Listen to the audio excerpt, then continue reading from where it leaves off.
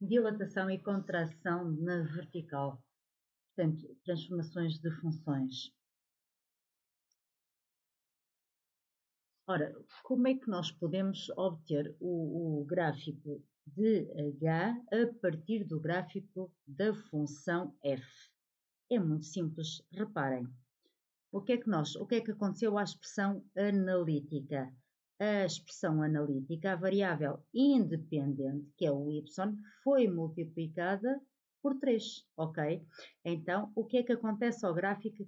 E o 3 é superior a 1, muito importante. Então, quando isto acontece, o que é que se verifica? Verifica-se que o gráfico da função h se obtém do gráfico da função f por uma dilatação vertical de fator de coeficiente ou fator 3, ok? Ou seja, o que é que isto significa? Significa que as imagens do objeto, as imagens de cada um dos objetos da função h, relativamente às imagens dos objetos da função f, vão triplicar. Olhem, reparem, vamos lá ver aqui. Tenho aqui o objeto 1. Vamos ver qual é a imagem do objeto 1 pela função f. É 1. Então, quer dizer, como a função h se obtém da função f por uma dilatação vertical de fator superior a 1, a imagem do objeto 1 pela função h vai ser 3 vezes 1. Vai dar 3. Ora, vamos verificar. Vai triplicar. Ok, está correto. Vamos ver aqui o objeto 2. O objeto 2, a imagem do objeto 2 na função f é 2. Ora, na função h vai ser 2 vezes 3, vai ser 6. Vamos lá ver. Vocês não conseguem ver, mas podem pegar no GeoGebra, dá para ver que realmente vai ser 6. Ou então pegam no GeoGebra e representam estas duas funções e já vêm, tá? Ora, o que é que acontece sempre? Acontece que o gráfico vai esticar, ou seja, o que é isto? Vai ficar mais próximo do eixo dos y, ou se quiserem, vai se afastar do eixo dos x. O que é que significa? Vai crescer mais rapidamente, tá? Reparem, a imagem do objeto 1 pela função f é 1, enquanto que a imagem do objeto 1 pela função h é 3, portanto, cresce mais rapidamente, ok? Ora, muito bem, agora vamos ver como é que eu posso obter o gráfico da função g a partir do gráfico da função f. Ora, o que é que acontece? Reparem nas expressões analíticas. Multiplicou-se a expressão analítica da f por 0,5. Ora, o que é que vai acontecer? Vai haver uma contração, vai-se dar uma contração vertical do gráfico, está bem? Ora, o que é que isto significa? Como 0,5 está entre 0 e 1, o gráfico vai crescer mais lentamente do que o da função f, está bem? Ok? Portanto, o gráfico de g obtém-se do gráfico de f por uma contração vertical de fator 0,5 ou 1/2, ok? Então o que é que acontece às imagens? Às imagens de f e às de g. Ora, as imagens de f vão o quê? Vão reduzir-se a metade. Vão ser, porquê? Vão se multiplicar por 0,5. 0,5 multiplicar por 0,5 é a mesma coisa que dividir por 2. 0,5 é o meio, ok? Vamos lá verificar isto.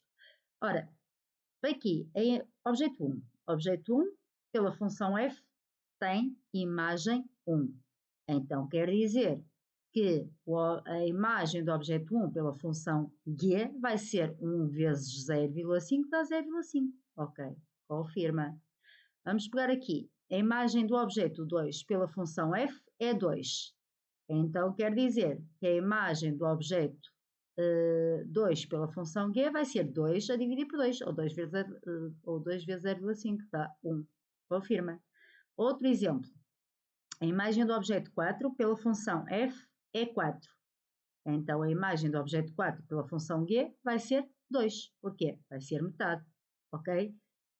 Muito simples. Então, contração vertical do gráfico de uma função, se o c estiver entre 0 e 1, o gráfico fica mais largo, ou seja, afasta-se do eixo dos y, porque cresce mais lentamente, ok? E aproxima-se do eixo de x. Cresce de forma mais lenta, os valores de y diminuem. Reparem, a imagem do objeto 1 pela f é 1, enquanto que a imagem do objeto 1 pela g é 0,5. Portanto, as imagens diminuem.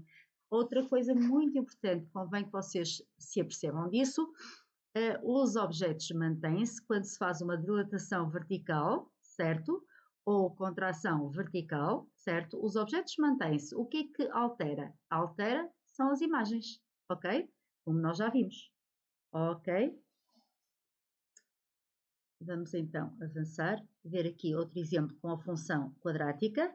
Reparem, como é que eu posso obter o gráfico da função h a partir do gráfico da função f? Muito simples. Olho para as expressões analíticas, a função h, a expressão analítica da função h obteve-se da função f multiplicando por 4.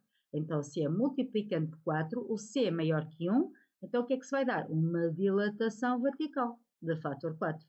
Ou seja, quer dizer que o gráfico de H se pode obter do gráfico de F por uma dilatação vertical de fator 4, ou coeficiente 4, como quiserem. Está entendido? Portanto, cresce mais rápido. Ora, vamos lá ver aqui. A imagem do objeto 1 pela função F é 1. Então, quer dizer que a imagem do objeto 1 pela função H vai ser 1 vezes 4. Vai ser 4. Ora, vamos verificar. 4, está ali, ok? Pronto. Relativamente à função g, como o fator é 0,2, o coeficiente de x ao quadrado é 0,2, certo? Então está entre 0 e 1, não vai haver uma dilatação, mas vai haver uma contração na vertical. Ou seja, as imagens da função g vão diminuir relativamente às imagens da função f. A nossa função de referência é a f, neste caso, ok? Sempre assim. Portanto, contração vertical, encolhe na vertical,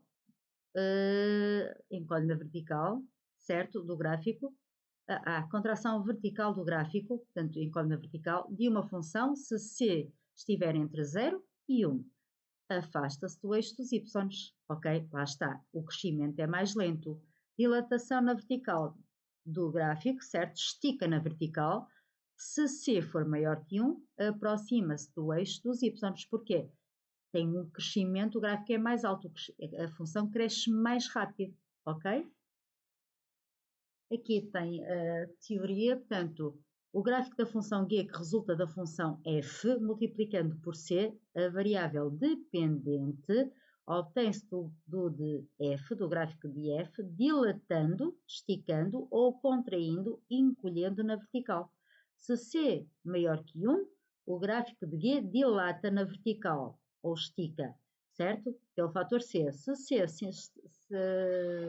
for um valor entre 0 e 1, o gráfico de g contrai ou encolhe na vertical pelo fator c. Vou agora resolver alguns exercícios da Porto Editora, portanto, do máximo. Caneta, vamos lá então. Observe os gráficos das funções quadráticas f, g e h, definidas por f, portanto, tem aqui as respectivas expressões analíticas. Os gráficos de g e h são obtidos a partir do de f. Portanto, f, a minha função f, é a minha função de referência, ok? Então, vamos a isso. Por uma dilatação e por uma contração verticais. Portanto, ok, muito bem. Então, considere os pontos de coordenadas 1, aqui este ponto aqui, e 3, 9, que pertencem ao gráfico de f. Quais são as imagens destes pontos pela dilatação do coeficiente 3? Então é muito simples. Ora, sim senhora, é só pegar, ora, dilatação vertical do coeficiente 3 quer dizer que as imagens do objeto 1 e 3, que são 1 e 9, vão triplicar relativamente às imagens, as imagens do objeto 1 e 3 da função g vão triplicar. Está bem? Porquê? Nós estamos, no fundo, a comparar a função g com H. E porquê é que podemos fazer isto? Porque é-nos dito que os gráficos de G são obtidos a partir do gráfico de F, por uma dilatação, ok?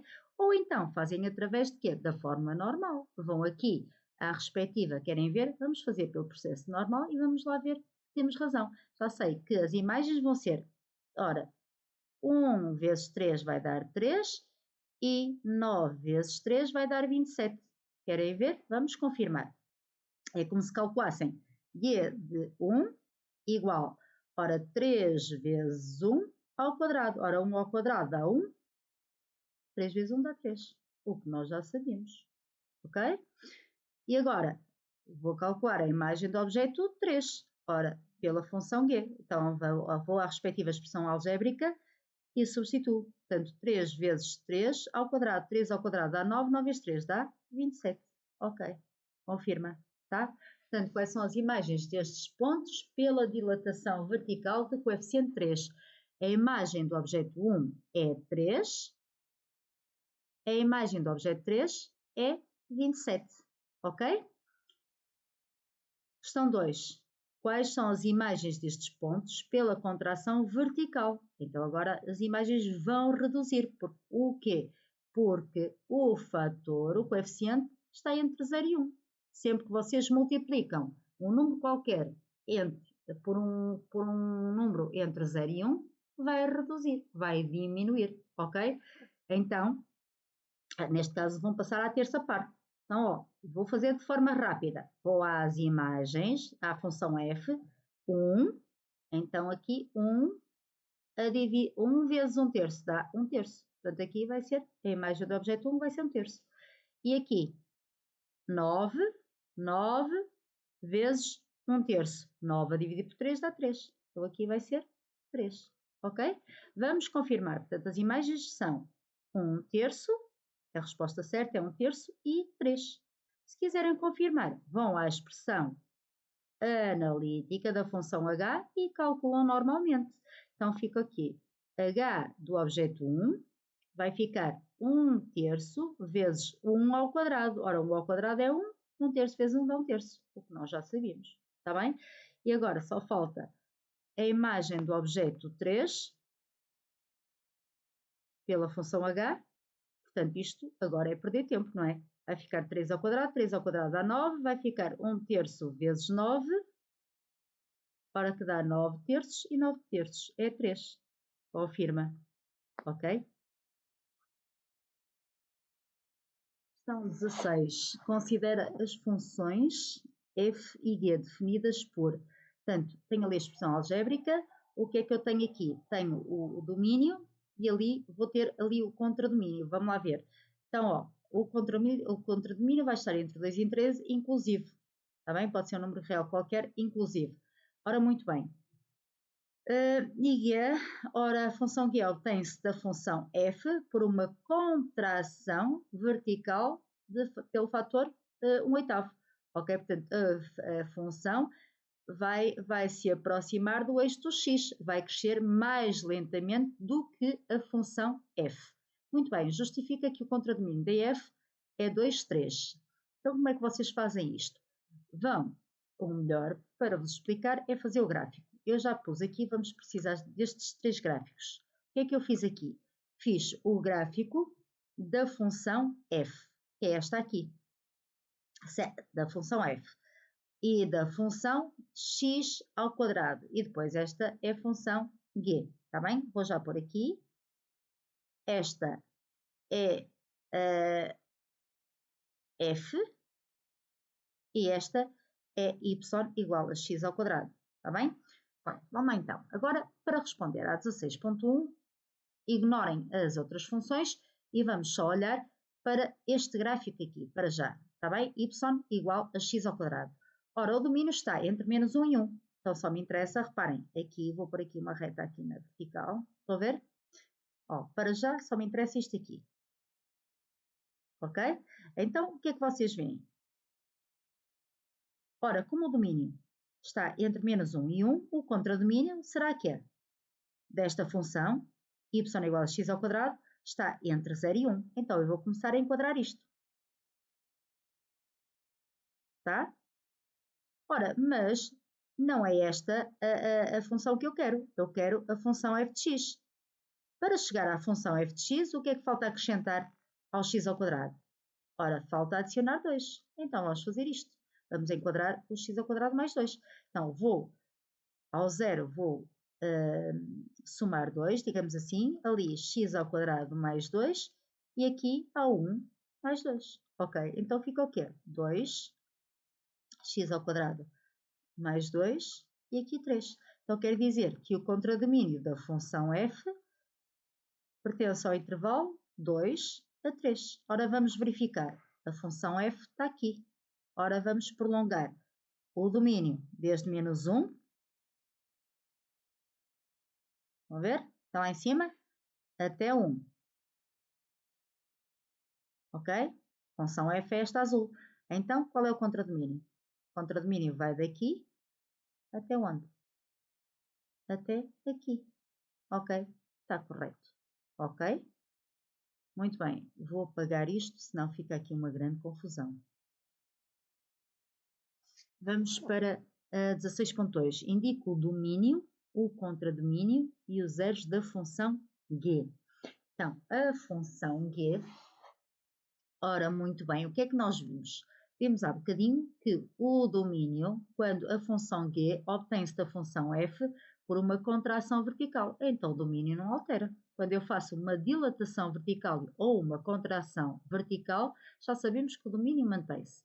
Portanto, já sei, nem vou pensar muito, já sei que o domínio da função g, como se obtém a partir da função f por uma dilatação, por uma contração vertical, mantém-se. Portanto, o domínio vai ser também de menos 1 a 1.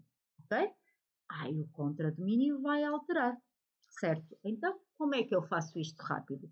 Muito simples. Vou pegar no contradomínio da função f e vou multiplicar os extremos do intervalo por 1/8. E obtenho assim o contradomínio da função g. Então, basta o cálculo auxiliar. Está bem? Foi o que fizemos há bocadinho. Portanto, 2, 3. Tá? Então, vou multiplicar o 2 por 1/8, dá quanto? 1/4. 2/8, 1/4.